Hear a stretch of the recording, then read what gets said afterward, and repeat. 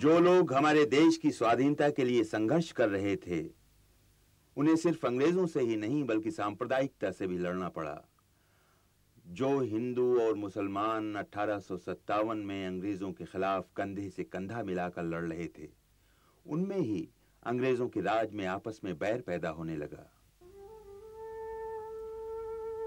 इस बैर को पैदा करने में सबसे बड़ा हाथ खुद अंग्रेजों का था। बंबई के गवर्नर एल्फिंस्टन ने 1859 में ही फतवा दे दिया था कि अंग्रेजों का भी वही नारा होना चाहिए जो रोम साम्राज्य का था, फूट डालो और राज करो। इस नीति के तहत शुरू में हिंदू सांप्रदायिकता को भड़काने की कोशिश की गई। अंग्रेजों ने इतिहास की ऐसी पुस्तकें लिखी जिनमें मध्य युग को हिंदुओं पर मुसलमानों के अत्याचार का युग बताया गया था। लाला लाजपत राय ने अपने बचपन के संस्मरणों में लिखा है, सरकारी स्कूलों में वाक़यात हिंद नामक इतिहास पुस्तक चलती थी। बचपन के संस्कारों से मेरे मन में इस्लाम के लिए जो आदर पैदा हुआ था, वो इस पुस्तक को पढ़ने के बाद नफरत में बदल गया। 1885 में भारतीय राष्ट्रीय कांग्रेस की स्थापना के बाद सभी संप्रदायों के ज्यादातर नेता उससे जुड़े। कांग्रेस लोगों को बांटने में नहीं, जोड़ने में विश्वास रखती थी। उसके पहले अध्यक्ष W.C. बनर्जी ने कहा था, कांग्रेस का लक्ष्य राष्ट्रीय एकता की भावना को स्थायी बनाना है। इसी तरह भारतीय राजनीति के बुजुर्ग अजीम तरीन दादा भाई नौरोजी ने कहा, सभी संप्रदाय के लोगों को समझ लेना चाहिए कि हम सब एक ही नाव पर सवार हैं। डूबेंगे तो साथ ही, पार लगेंगे तो साथ ही, और पार तभी लगेंगे जब हम मिलकर जोर लगाएंगे।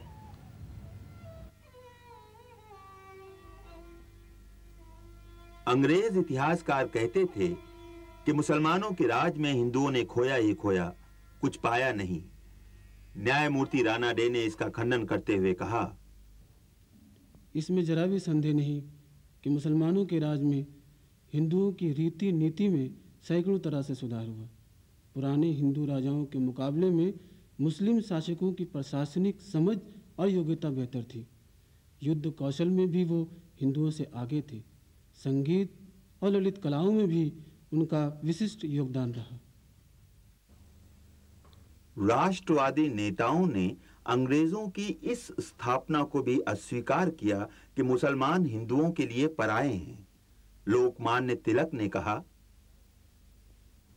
जो भी व्यक्ति भारत को अपने बाप दादाओं, बेटे पोतों का देश मानकर उसके हित में कार्य कर रहा है, वो मेरे लिए कभी पराया नहीं हो सकता। भले ही वो मेरे मंदिर में ना आता हो, भले ही उससे मेरे रोटी बेटी के संबंध ना हो, फिर भी वो मेरा सगा और अपना है। कांग्रेस की राष्ट्रवादी मुहिम से निपटने के लिए अंग्रेजों ने मुस्लिम सांप्रदायिकता को फिर से भड़काना शुरू किया। सन 1887 में वाइसराय डफरिन ने कांग्रेस के राष्ट्रवाद पर तीखा प्रहार किया और कहा, The most patent characteristic of the Indian cosmos is its Bharat की division सबसे बड़ी असलियत यह है कि यहाँ की आबादी ऐसे ताकतवर संप्रदायों में बटी हुई है जिनमें कहीं कोई समानता है ही नहीं।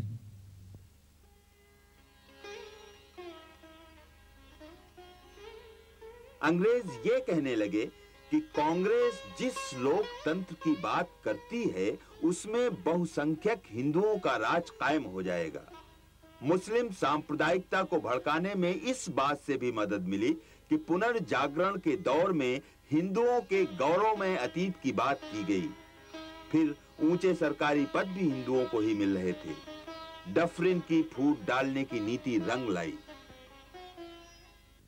इससे धर्म के आधार पर फूट की नींव तो पड़ी ही, कुछ नेताओं ने अपनी व्यक्तिगत महत्वाकांक्षाओं को पूरा करने के लिए भी धर्म का सहारा लेना शुरू कर दिया। राष्ट्रवाद को नामंजूर करके अंग्रेजों की मदद से दूसरे संप्रदाय से निपटने की बात सोचने वाले ये लोग भला कौन थे?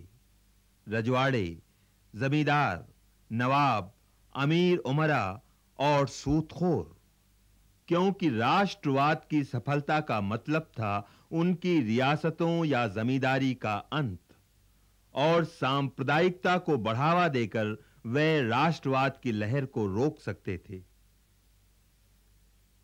1906 में जब ऑल इंडिया मुस्लिम लीग बनी, तब ढाका के नवाब और आगा खां उसके खास कर्ता धर्ता थे।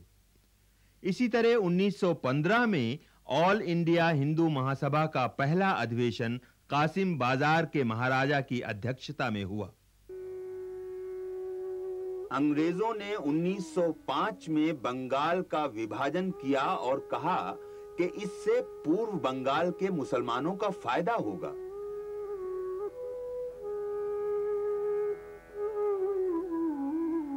बंगाल के बंटवारे के खिलाफ राष्ट्रवादी धारा एक सैलाब बनकर उमड़ी।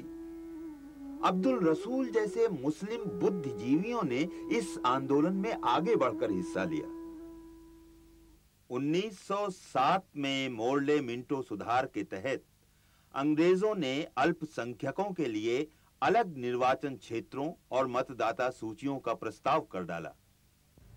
इससे सांप्रदायिकता का रंग कुछ और भी गहरा हो गया।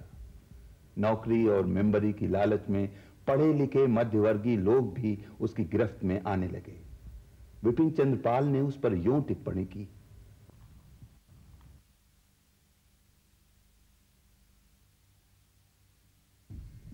सारा झगड़ा अंग्रेजों का पैदा किया हुआ है। वे हाईकोर्ट के जज का एक पद भारतीयों के लिए खाली करते हैं और हिंदू मुस्लिम वकील उसे पाने के लिए एक दूसरे से लड़ मरते हैं। वे विधान परिषद की मेंबरी के चंद टुकड़े फेंकते हैं और हिंदू मुस्लिम नेता उसे पाने के लिए एक दूसरे पर झपटते हैं, गुर्राते हैं। गांधी जी ने इस स्थिति से दुखी होकर कहा, इस झगड़े से आम जनता का कोई लेना देना नहीं है। सरकारी नौकरी या विधायिका या नगर पालिका की मेंबरी आप में से कितने लोगों को मिल पाएगी?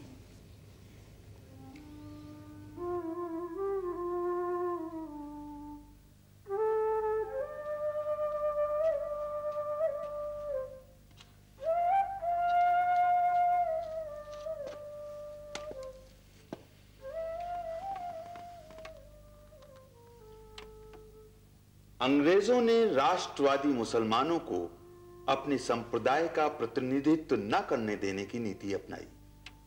उन्होंने हर छोटे बड़े मामले में सांप्रदायिक नेताओं से ही बातचीत करना जरूरी समझा।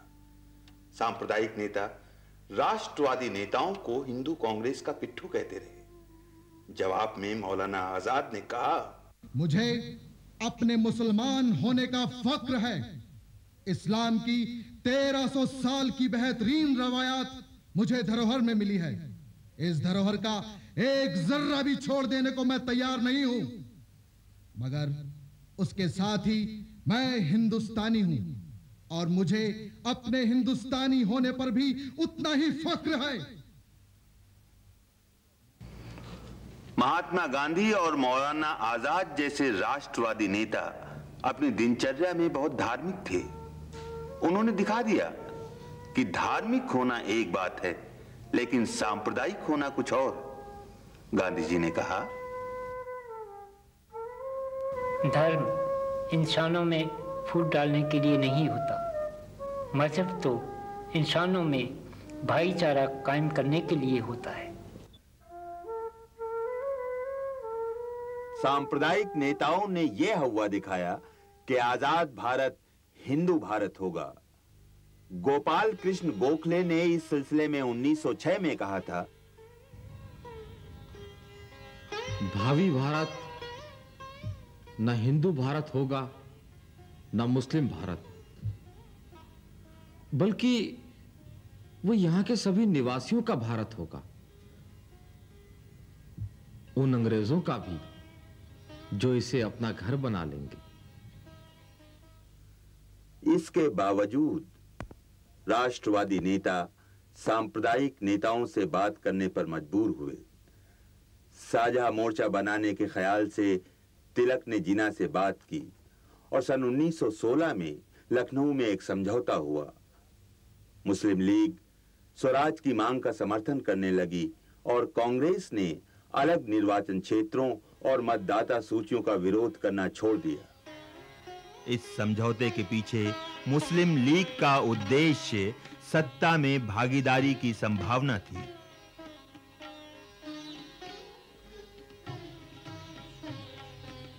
पहली बड़ी लड़ाई के बाद असहयोग जैसे आंदोलनों में सभी संप्रदायों के लोगों ने बड़ी संख्या में हिस्सा लिया।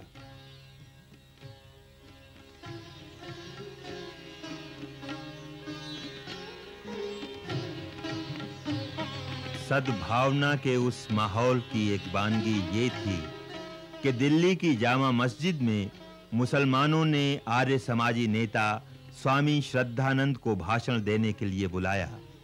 अमृतसर में सिखों ने सैफुद्दीन किचलू को स्वर्ण मंदिर साहब की चाबियां भेंट की। फौज में भर्ती करने का विरोध करने के एक मामले में कांग्रेसी नेता सैफुद्दीन किचलू, अली बंधु और शारदा पीठ के शंकराचार्य सह अभियुक्त बने।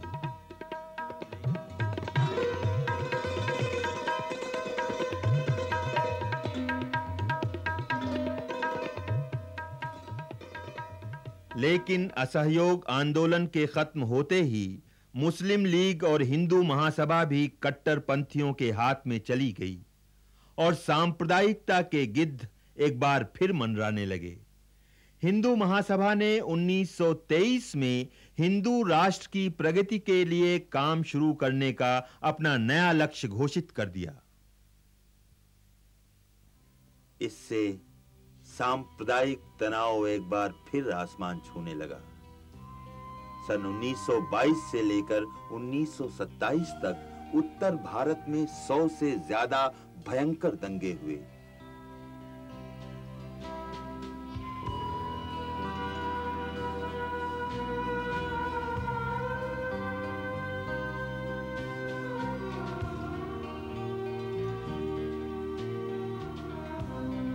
साइमन आयोग ने कहा कि हिंदुओं और मुसलमानों में बुनियादी बैर है।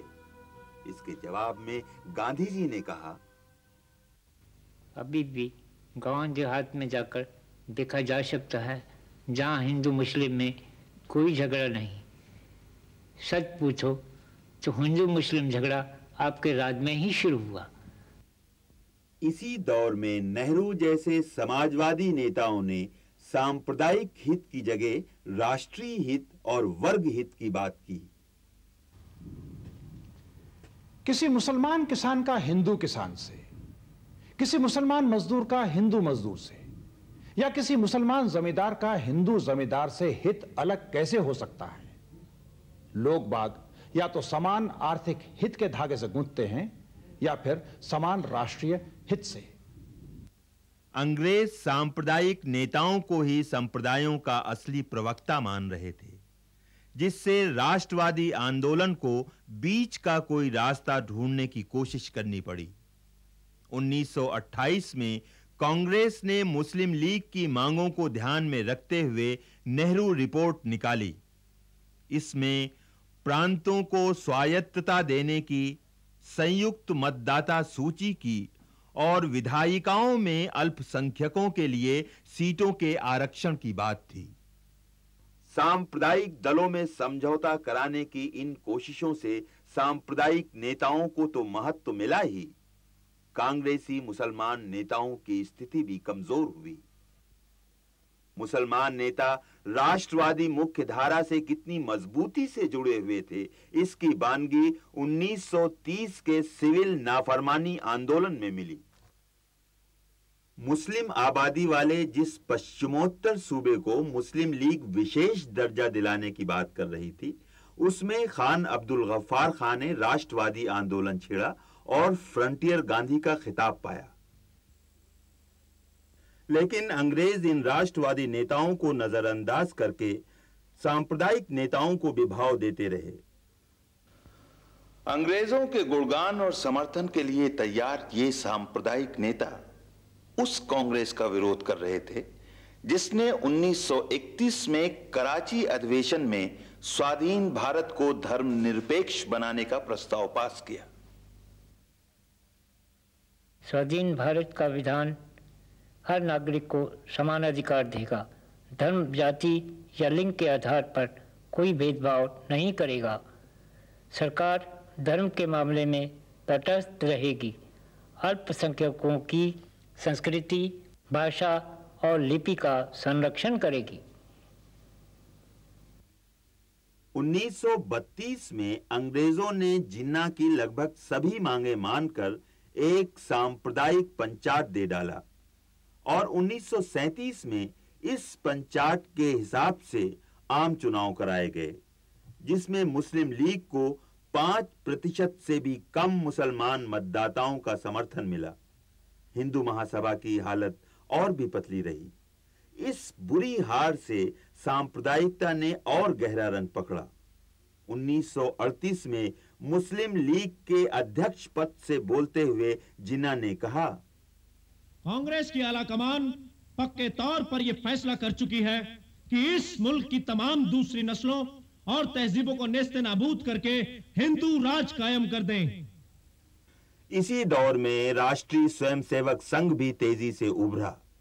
सन 1939 में इसके नेता गोलवरकर ने कहा, कांग्रेस के असर में आकर अगर हम अपने पुराने और जानी दुश्मनों को अपना दोस्त समझने की भूल करेंगे तो हमारे लिए भारी खतरा पैदा हो जाएगा।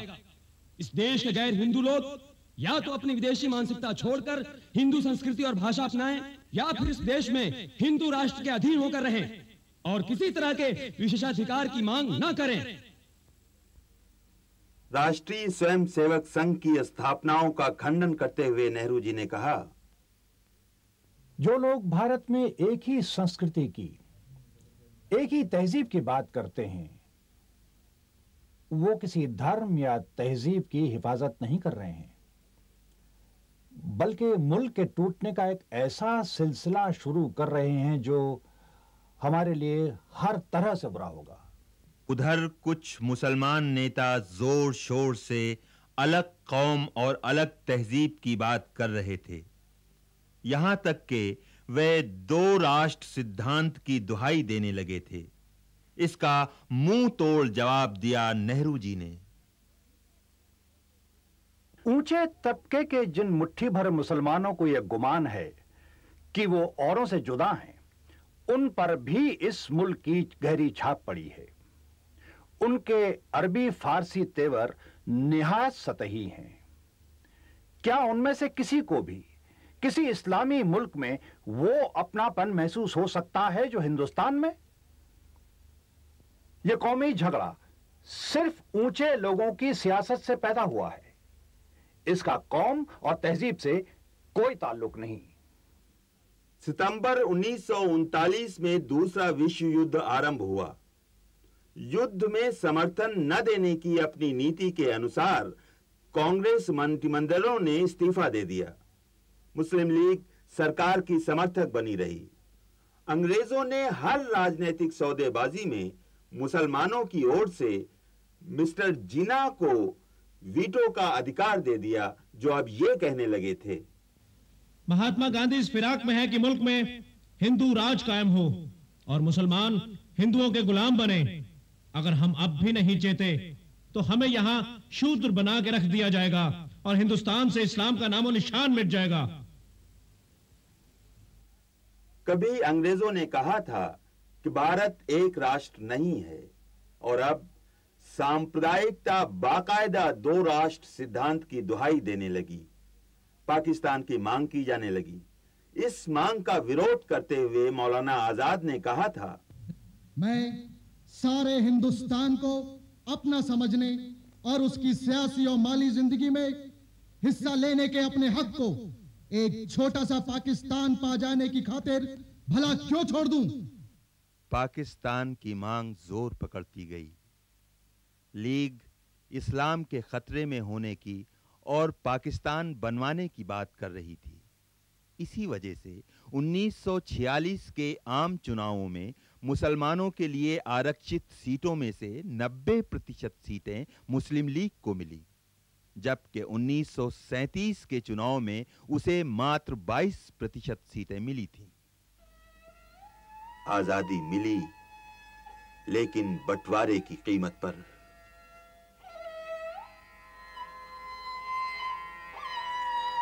जबरदस्त खून खराबे के बीच स्वाधीन भारत और पाकिस्तान का जन्म हुआ।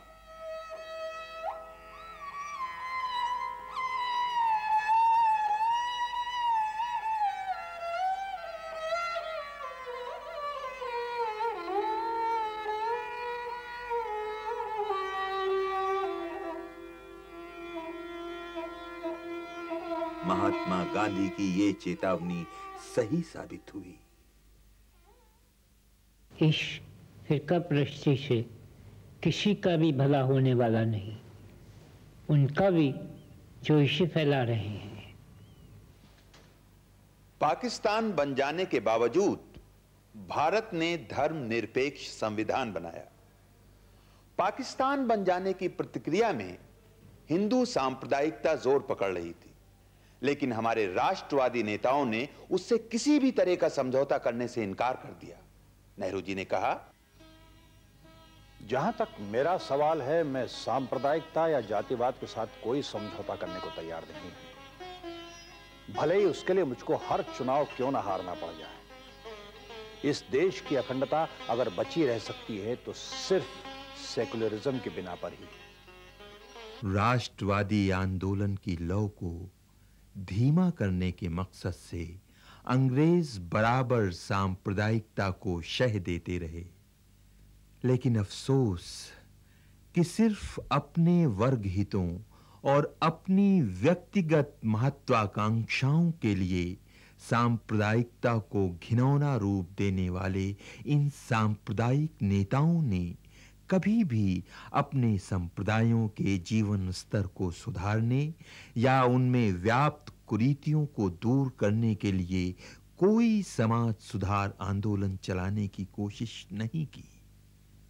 सांप्रदायिक मुद्दों पर इन नेताओं का रुख तो प्रतिक्रियावादी था, लेकिन उन सभी के वर्ग हित एक थे।